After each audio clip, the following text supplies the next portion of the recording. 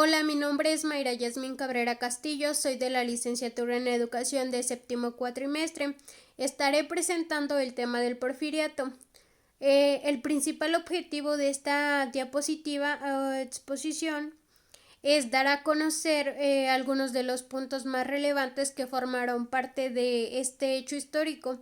Además, dar a conocer cómo era la educación durante el porfiriato. Para dar inicio con el tema, daré a conocer algunos de los puntos que son más relevantes acerca de Porfirio Díaz. Porfirio Díaz nació en Oaxaca el 15 de septiembre de 1830. Él dejó el estudio en el seminario y decidió estudiar leyes en el Instituto de Ciencias y Artes. En 1854 ingresó en el ejército y participó en la Revolución de Ayutla, lugar donde apoyó al agente Juan Álvarez contra Antonio López de Santa Anna. En noviembre de 1867, Porfirio Díaz lanzó el llamado Plan de la Noria, en el que se pronunciaba contra la reelección y el poder personal, y pues estaba a favor de la Constitución de 1857 y además de la libertad electoral. Se conoce como el porfiriato al periodo desde 1876 hasta 1911, ya que fue dominado por Porfirio Díaz. Este periodo marca una gran transformación en la economía y en la sociedad mexicana. Cabe mencionar que este periodo solo se interrumpió en 1880 y 1884 con el periodo presidencial de Manuel González. En conclusión, el porfiriato fue una etapa de transformación y un arranque hacia la modernidad en nuestro país. Durante el mandato de Porfirio Díaz se realizaron obras importantes, por mencionar algunas. Se creó la vía de ferrocarril, se trazaron hacia los puertos más importantes y hacia la frontera con Estados Unidos para facilitar el intercambio comercial. El correo y los telégrafos, así como las vías telefónicas, se extendieron por buena parte del territorio nacional. Se fundaron algunos bancos, se organizaron las finanzas del gobierno, se regularizó el cobro de impuestos y poco a poco se fueron pagando las deudas. Se fomentó igualmente la explotación de los recursos petroleros del país mediante inversiones extranjeras, y la industria textil se desarrolló con capital francés y español.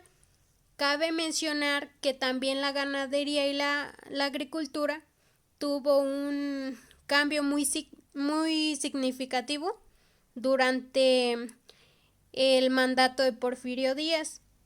Durante el porfiriato, encabezado por Porfirio Díaz, México tuvo un crecimiento económico bastante bueno, nunca antes visto.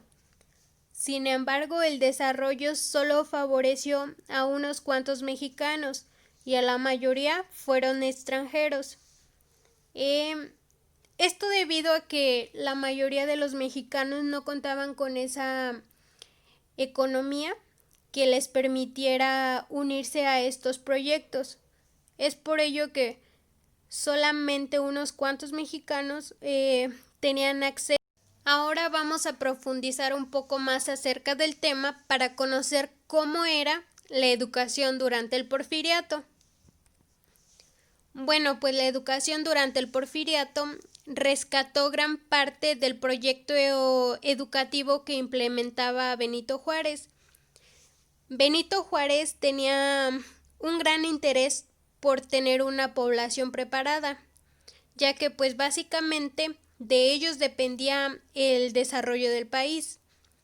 En este sentido, la política de Porfirio Díaz retomó parte de las iniciativas y le dio impulso a muchas instituciones creadas en el gobierno de Juárez.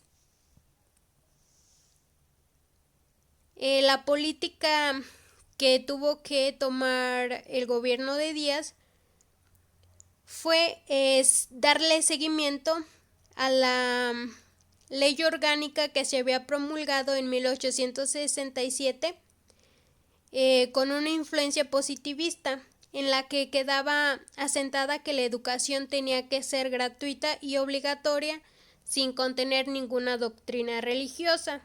Fue el que realizó Barrada, quien era ministro de Justicia e Instrucción de 1882 a 1901.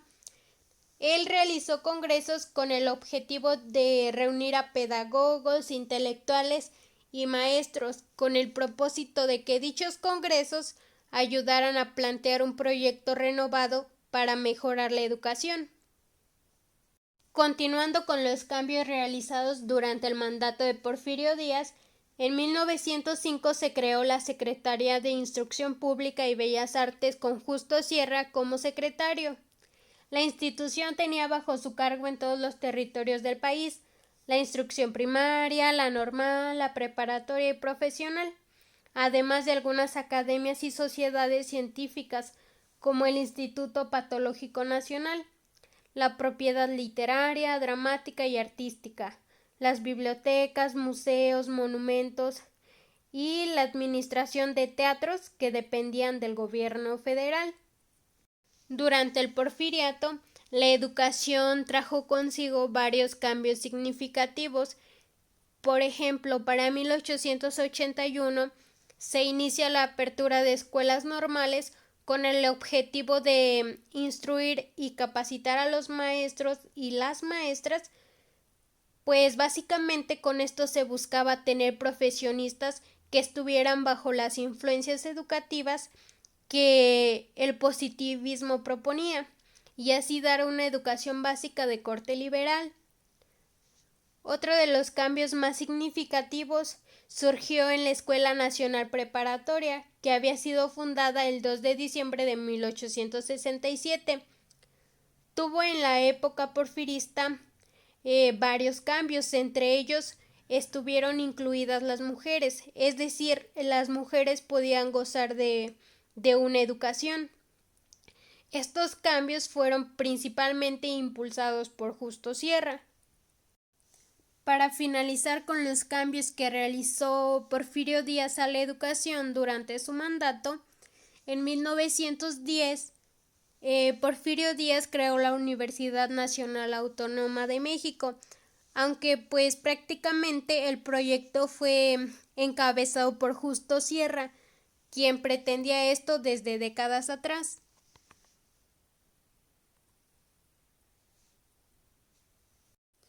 Considero que el porfiriato en su momento pues fue bueno, debido a que trajo consigo vario progreso hacia el país.